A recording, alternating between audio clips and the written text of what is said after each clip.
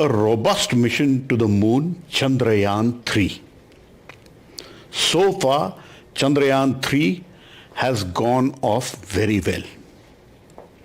Not many people know that alongside the Indian Space Research Organization, there are many other institutions which have contributed. Among them is the Aerospace Engineering Department of the Indian Institute of Science, Bengaluru. I have with me Professor Radhakant Padhi. He is a professor at the Aerospace Engineering Department and somebody who has been involved both with Chandrayaan-2 and also with Chandrayaan-3. Dr. Padhi, thanks a lot for speaking to it. Namaskar. Dr. Padhi, Chandrayaan-3, you have been involved in the project in a very big way.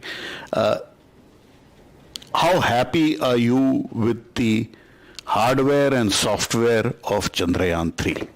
Oh, Chandrayaan-3 is very good. I mean, there are a lot of improvements have been done from Chandrayaan-2 to Chandrayaan-3. Personally, I am very, very happy. So there is absolutely no doubt that it is going to land safely. And almost I can say with confidence that it will also land at the primary designated landing site. So that is the confidence that we all have. And thanks to ISRO for carrying out all the necessary activities over the last 3-4 years. And don't forget that it was also a pandemic time. So despite all the difficulties, ISRO heads up to them. Lot of dedicated scientists have put a lot of good effort. And we are always there anyway, but then most of the credit goes to them. Certainly. The Indian Space Research Organization is the lead. Academic institutions like the Indian Institute of Science have contributed. I believe lots of changes have taken place between Chandrayaan-3 and Chandrayaan-2. Can you tell me a little bit about that? And how does it make Chandrayaan-3, especially the Vikram lander, more robust? Very nice that you asked that. First thing to understand this, we should understand what happened in Chandrayaan-2. Well, lot of talks have been there in open domain now. A lot of people know about it. But to just summarize, Chandrayaan-2 was actually a kind of a very critical mission in some sense, in the sense that a lot of margins were not available. So a lot of soul searching has been done after that, and then a lot of improvements have been carried out.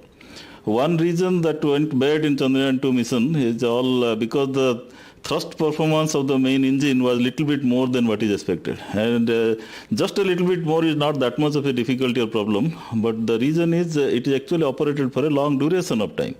When it operates in a long duration of time, then integral effect, so-called integral effect kicks in. Eventually you are continuously braking little more for a long time, and then the speed becomes lesser. So this actually leads to a lot of other issues, basically. So essentially, the spacecraft thinks that I have to gain speed, so I have to go there, but velocity is less and all that. So they have to now add velocity. So instead of thrust vector being like this, which is opposite to the velocity, now it has to be like this to add velocity. So that actually demands some sort of a rotation change and all sort of things, basically. So this all kind of debate went on. So it tumbled? It not really tumbled, because one-time tumble, into the best of my knowledge. So what happened is, suppose you have got the thrust direction like that. The reason is, remember, all these vehicles are strapped down engine. That means your head is not really turning. So if you have to really turn, then entire body has to turn that way. So essentially, when the thrust is like this and you demand like that, it was not instantaneously met. So you require some time to meet. And there was some error in that also. Some software constraints and other things were there. So it was not actually going fast enough. Okay. So when it tries to go but not fast enough, but then actually it recomputes again, then this direction is not same, it again requires like that. So initially it was like that, down like that, down like that, down like that, it depends. So essentially it went through a full cycle. So one time it tumbled. Now, they also say there was a failure of the algorithm. Now, what is a failure of the algorithm for a layperson? There is a lot to in that sense. See, what I have been proposing for a very long time, including Chandrayaan-2 also, is there is something like a thrust continuity. Why this thrust continuity? Thrust means thrust magnitude and thrust direction continuity, both. Okay? And remember, thrust by mass is the acceleration. So this acceleration all in XYZ direction needs to be continuous. In other words, wherever you stop, is phase 1, your phase 2 should start from there. You should not demand something very different, basically. So that was not there in the Chandrayaan-2 algorithm. So that has to be improved, and that has been improved, actually.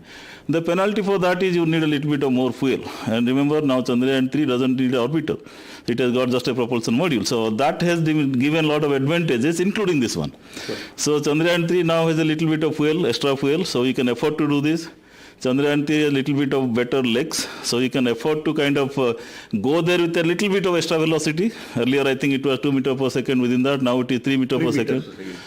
So then it's essentially you can talk about little more payload, that whatever. So all this mass advantage was actually very nicely utilized by ISRO because we have the Chandrayaan-2 orbiter. So data communication is not a problem still, and it's not a long duration mission. It's just about a month mission. So taking advantage of that is, I think, it's a very smart move. So do you think Chandrayaan-2, especially the Vikram lander, was an under-tested machine because simulation tests were not enough, which is why we encountered a problem and the Vikram lander crash landed well before its landing site? Well, in a critical mission like that, we never call that is under-tested. We normally test it in a very big way. And I think ISRO scientists also did it well. But also remember, this was the first mission. So they were inspired from a lot of other successful missions and things like that.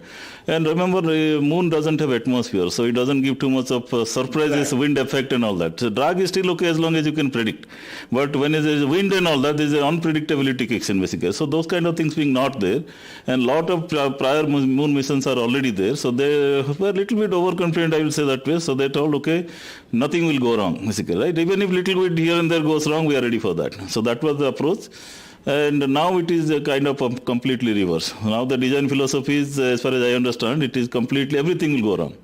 So if everything goes wrong, you better be prepared for that, basically, right? So the capturability ball we call in guidance is much, much higher now. So that means even if the error from first phase is little higher, you're still able to guide it, basically. Meaning it was designed for success and not designed for failure, and the testing was done for success and not tested enough for failure or the off-nominal conditions. Is that correct? Not really. The off-nominal conditions were tested, but not really for a larger ball. So remember, what we call capturability is the size of the ball. It's kind of a relay racing, or like you imagine a kind of a game where you and me and other people are standing in a row. You are not really running. You are just throwing the ball. So you are ready. You are there ready to capture the ball. You capture it and throw it somewhere else, right? You will be able to capture provided my throw is more accurate, so that your little bit radius ball it should fall actually, right? Your hands are not really very big. Okay?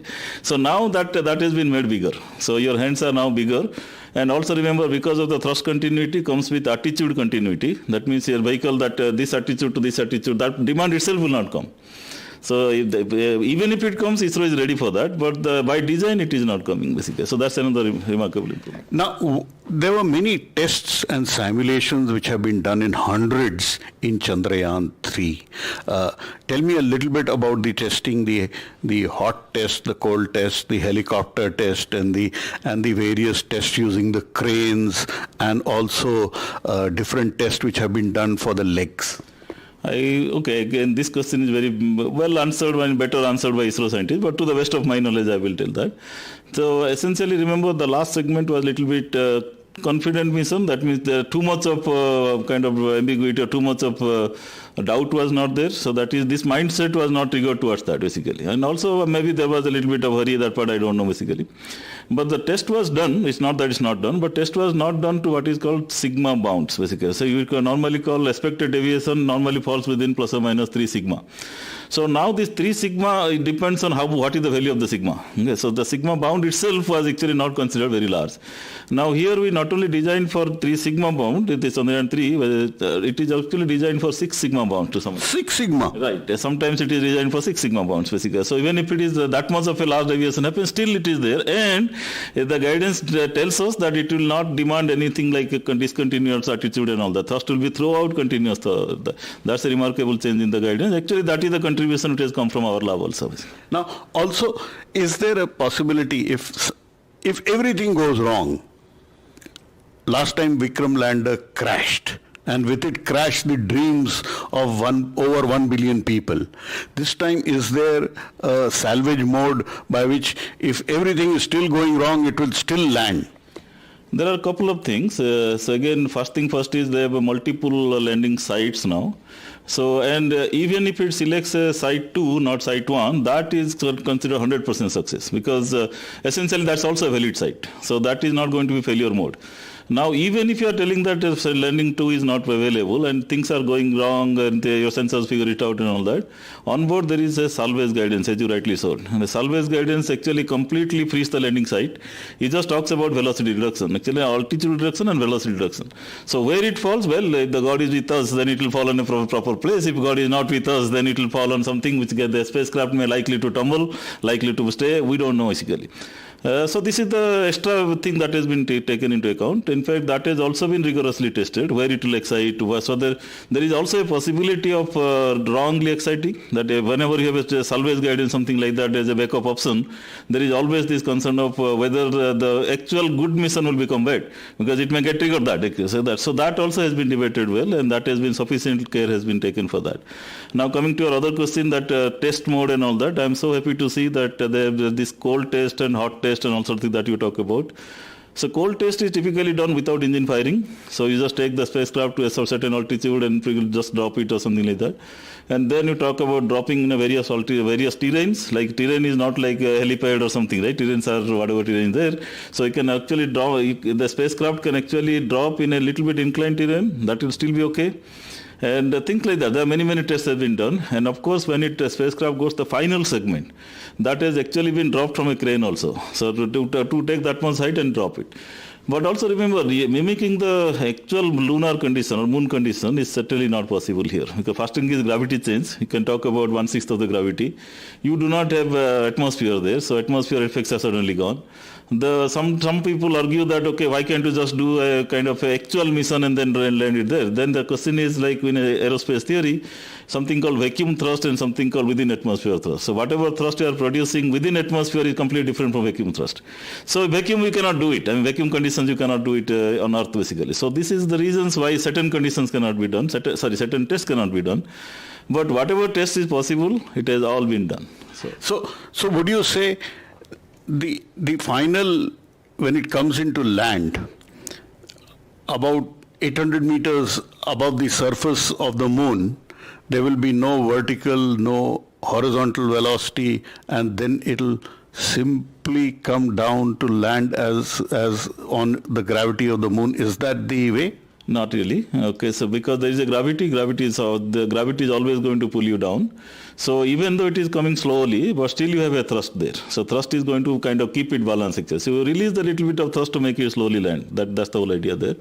But 800 meters is too far off. So essentially there is also something called retargeting. Retargeting means at some level when you are very close to Earth, you can actually open up some high definition cameras, and then there is a good algorithm. So remember, 3D image becomes 2D, but still you can figure it out based on the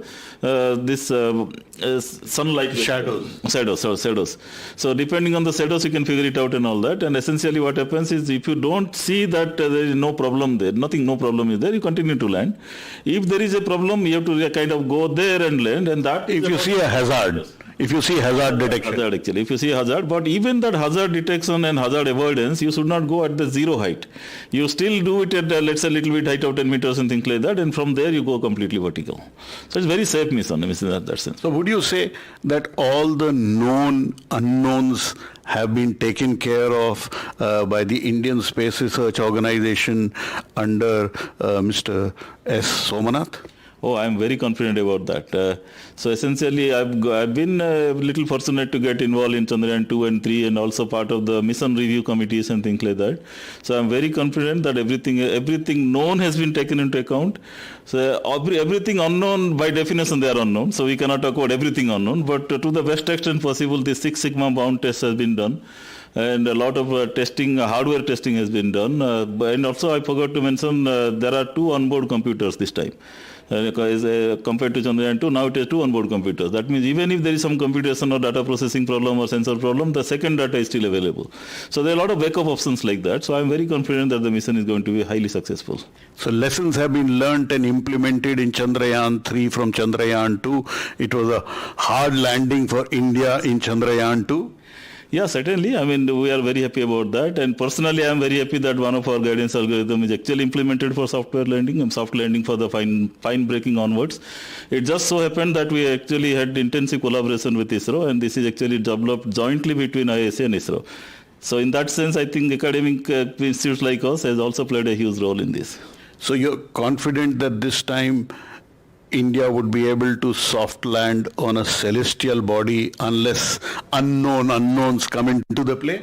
Certainly, very much, rightly said. And of course, there is hardly any chance. I can say that the chance of failure may be less than 0.1% actually. So 99.9% chance is going to be the way it is expected. So that was Professor Radhakant Padhi, very confident that Chandrayaan-3 and the Vikram lander would taste success, and that India would be able to do a successful soft landing near the south pole of the moon. India is waiting with a bated breath for the success of Chandrayaan-3 mission. Once the landing happens, the ramp opens, and the Pragyan rover comes out onto the lunar surface. And that is where, for people like me, the first magic appears. Images would be taken by the Pragyan rover of the Vikram lander, and the Vikram lander would take images of the Pragyan rover. The first selfies from the lunar surface will come if Vikram has a soft landing on the moon. This is Pallava, Bagla in New Delhi.